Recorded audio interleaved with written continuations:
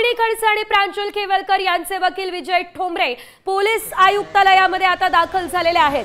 आपण पाहतोय पोलीस आयुक्त अमितेश कुमार यांची आता हे दोघेही भेट घेणार आहेत। प्रांजल खेवलकर यांच्यावर चुकीची कारवाई केली जाते असा आरोप रोहिणी खडसे आणि त्यांच्या वकिलांचा आहे आणि या संदर्भातच आता पोलीस आयुक्तांची थेट भेट घेतली जाणार आहे। रोहिणी खडसे ज्या की एकनाथ खडसे यांच्या कन्या त्यांचे पती रेव पार्टी प्रकरणामध्ये ताब्यात आहेत आणि याच संदर्भात आपण जर बघितलं तर कारवाई सध्या सुरू असल्याचं पाहायला मिळतंय। अधिकची अपडेट घेऊयात आमचे प्रतिनिधी सागर आव्हाड यांच्याकडून। सागर, आपण पाहतोय अमितेश कुमारांची भेट घेतली जाणार आहे, कशा संदर्भात आणि नेमकी कोणत्या मुद्द्यांवरती चर्चा होऊ शकते?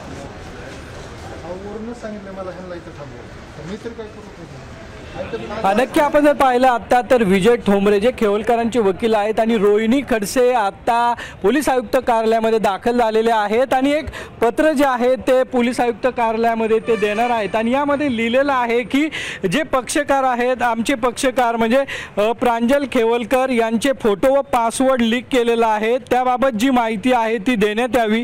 त्यांचे फोटो व्हिडिओ जे आहेत ते कोणी लीक केले अशी माहिती जी आहे ती या अर्जामध्ये लिहिण्यात आलेली आहे। विजय ठोंबरे यांनी हा अर्ज पोलीस आयुक्तांच्या नावाने लिहिलेला आहे। आपण जर पाहिलं तर डॉक्टर खेवलकर यांचा गुगल ड्राईव्हचा पासवर्ड जो आहे तो जळगावमधील आमदार यांच्याकडे व आपल्याकडे आमचे अशील खेवलकर यांचा आयफोन जप्त असताना त्यांच्याकडे गेला कसा याबाबत आपण खुलासा करावा। सदरचा प्रकार कायदेशीर कारवाईला व कायद्याला अनुसरून नसून त्यामुळे डॉक्टर खेवलकर यांची व कुटुंबियाची नाहक बदनामी केली जात आहे। तसेच डॉक्टर खेवलकर यांच्यावर पूर्वीचे कोणतेही गुन्हेगारी पार्श्वभूमी नसताना आपण डॉक्टर खेवलकर यांना सराईत गुन्हेगार असं न्यायालयात दाखवलं आहे।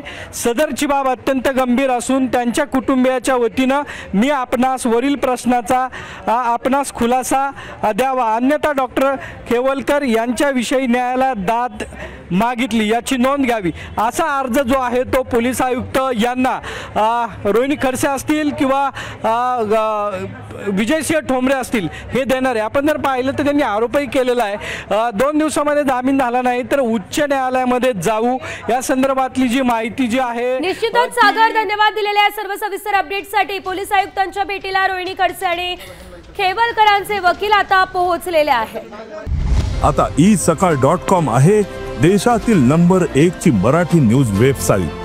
प्रत्येक अपडेटसाठी isakal.com ला नक्की भेट द्या।